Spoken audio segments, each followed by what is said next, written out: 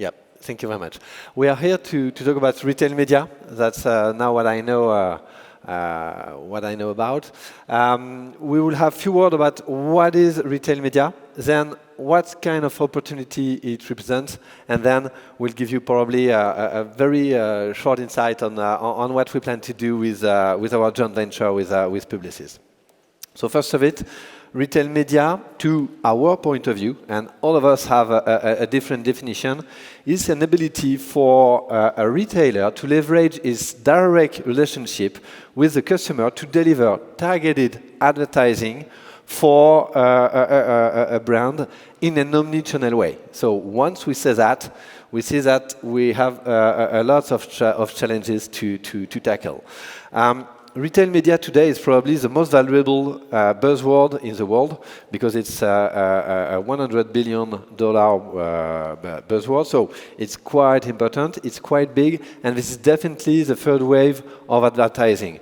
If you see it, you see that search has taken the first one, then social, and retail media is definitely the third one. And we will come into details on what it means. Of course, it will represent 25% of digital ad spending within the next few years, but more than that, it's a way to operate differently your media advertising business. In Europe, I take the figure from Daniel about retail media. It's already a big thing. It already represents something like 10 billion euros. So it's big, and it will be bigger because it will more than double within the next year. Why it doubles? Because of e-commerce acceleration, for sure. Because of first-party data, transactional data is definitely at the heart of the growth of retail media, and we use it everywhere. So that's the point. And if it works, it's because we are able to demonstrate its efficiency in terms of closed-loop measurement. Retail media. What are the main driver for advertisers to invest in retail media? The first one is not the reasonable cost of media, because sometimes our media in terms of CPM are something like 20 to 30 times higher than what you can have in programmatic, for instance, for a viewable ad. So we are very expensive, but very efficient. So in fact, the point is not to have a reasonable CPM. The point is to have an effective CPM. And this is what retail media is about. The third one is the ability to address audiences that you cannot get without retail media, because retailers keep their data as gold in Fort Knox. So that's definitely the point. If you want to get the audiences from retailer, you need to go to the retailer. So that's the first point. The third one, and I will not get all of it, it's definitely the scale that we are able to tackle and to address right now, because it's really great to be able to make omni-channel campaign. It's really great to be able to target advertising, but if you have too few users, it makes no sense. At the end, this is not CRM campaign, this is media. So we are not talking about retail CRM, but retail media. So you need to have reach, and that's what we are able to do, and we are able to deliver it in an omni-channel way, which makes a difference. If I compare to some extent what is retail media compared to media, and the point is not to oppose each of it, but just to see how complementary it is. First one, in media, you definitely are in a way to have a mass media approach. You need to have the higher reach you can have. This is not the case in retail media. We want to target people. It's a very specific approach, not CRM one, but very specific one. In terms of media planning, you are mainly in a socio-demographic approach when you go to media. Of course, you can also add some behavioral targeting, some interest and so, but this is mainly the kind of targeting you can have. If you go in retail media, you will target actual buyer of your brand. You will target churner of your brand. You will target business. This is definitely a main difference here. You will target people based on their behavior with their wallet. This is what they buy or what they stop to buy. In terms of KPI and purchase model, we can really mix it. In media, you try to get the highest visibility. You try to get a KPI of reach, that kind of KPI. The KPI I'm working on is recruitment, loyalty, average basket. And we measure the efficiencies through incremental sales, sales lift, that kind of thing. So it's really different. It's a really different approach that we have here. So the idea is not to oppose it, because we are buying media, but enrich with our data. And in fact, this is what makes the growth of retail media. The fact that we are using our transactional data to enrich what already exists. If you see social media, I'm a big buyer of social media, but I put my data on it to target the right people, and I use my data to measure the efficiency of my actions. So once you say that, it becomes retail media because we operate it. It's the same for display advertising, of course, and we are a big trading desk, honestly, today, just because we are using our data to leverage this retail media approach. And the next big thing definitely will be connected TV. If you see the figure on the right, it represents the share of on-site compared to off-site. You see that within the previous year, only 10% of retail media is made off-site. So using data to buy media inventory outside our properties. Within the next 4 years, this number will be multiplied by 3. It's absolutely enormous. If you see already the volume of revenue that is generating on-site retailer website already represent something that is bigger than the bigger media website in the market we are dealing with. So it's already big money. So, and you see this when you see the 10 billion in Europe. It's a reality. It's not a buzzword. This is what we already achieved today. What is of interest to my personal point of view is the fact that it's really complementary with what we already do in trade marketing. And there's no way to oppose or imagine that it will replace it. In fact, retail media is 84% incremental according to McKinsey. So it's new money that you will get for the retailer, for sure. A part of it comes from brand marketing, so meaning that we will take money from the print, from press, from probably other digital properties, but 55% of it, just came from new money. So it's just money that came from the brand to invest on it. So that's where the magic operates and happens.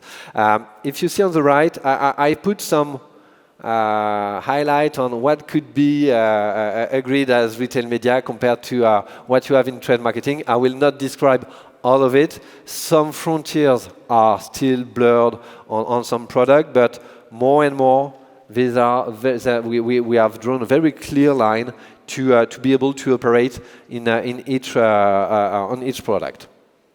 If we just see on what we are dealing with in kind of product, the first thing that we need to have in mind is the fact that we are able to operate in an omni-channel way. And it makes a big difference because we are able to cover the whole customer journey.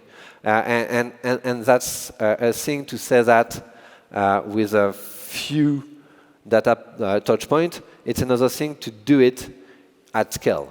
And what we do in retail media, for the biggest one, is that we do it at scale.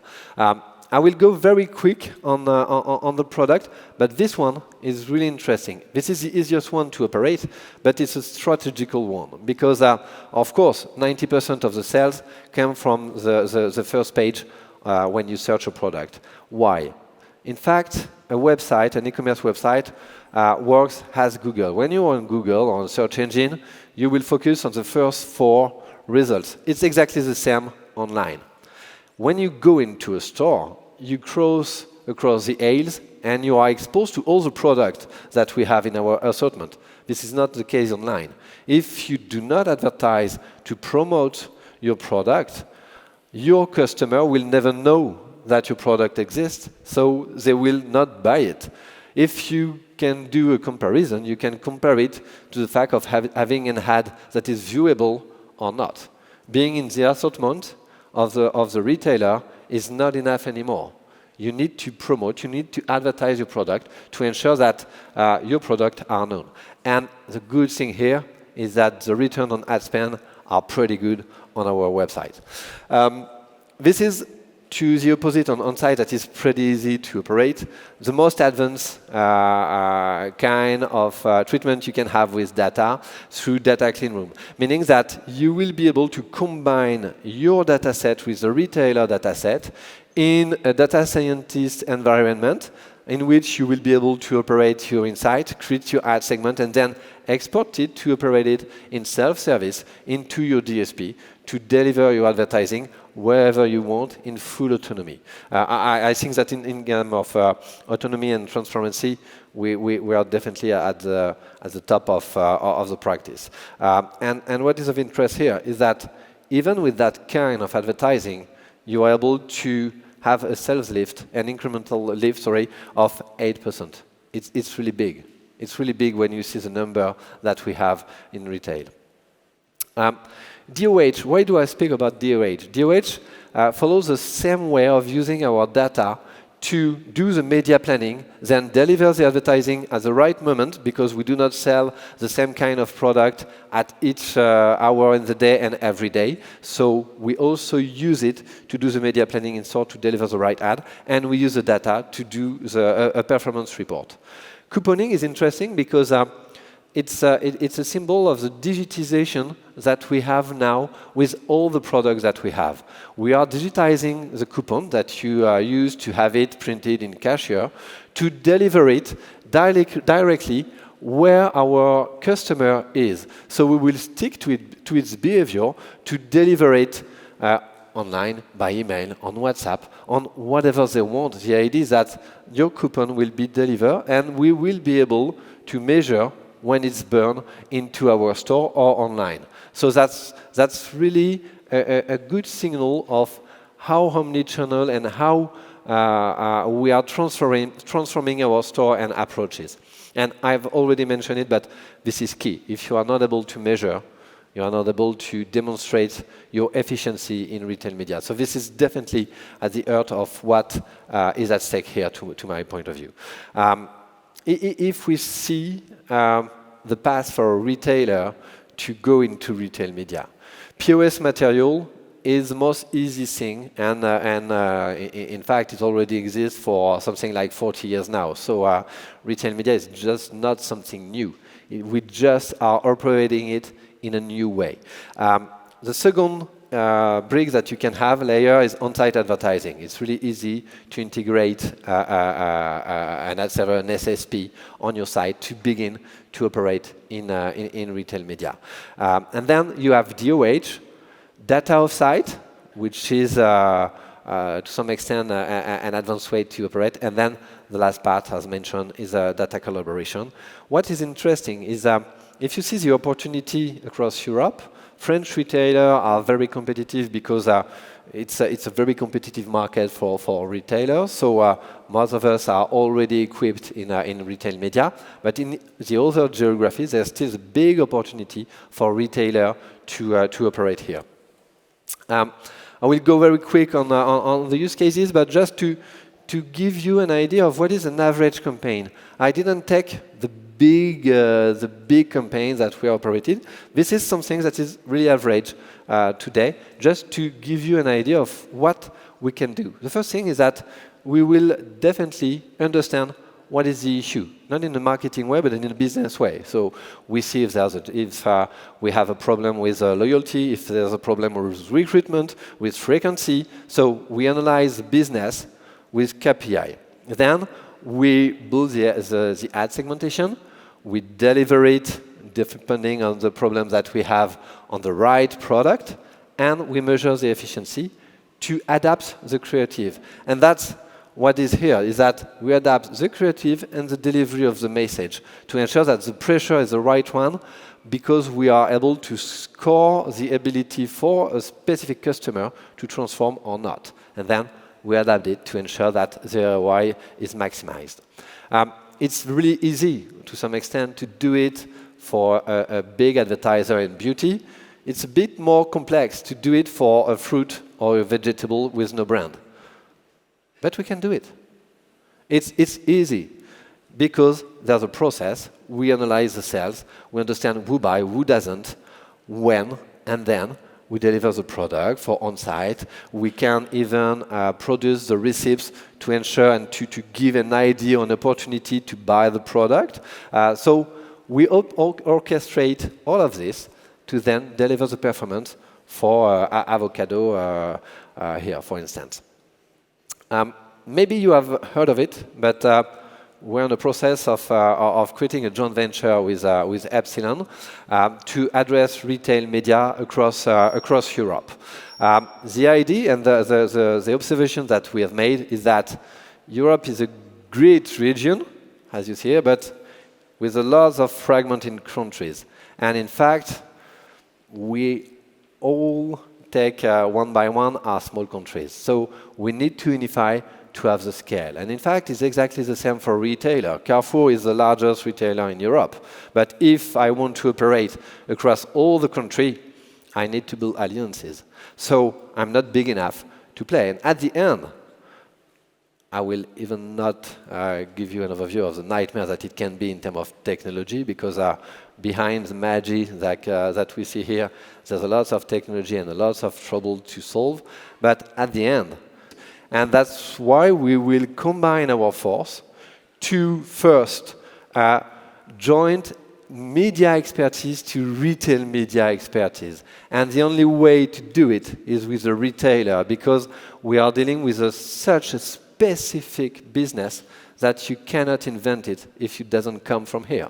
The second one is that we will have the largest transactional databases across Europe with that joint venture. And, of course, we will deliver the technology that will enable, in an easy way, to deliver the promise of retail media across all countries in Europe and, of course, in Latin America. The idea for us is to address all the kind of vertical that you can have on the market, and, of course, not to stick with food, because retail media is absolutely everywhere. So we want to be here, and thank you very much. Feel free to contact me. It will be a pleasure. Thank you so much.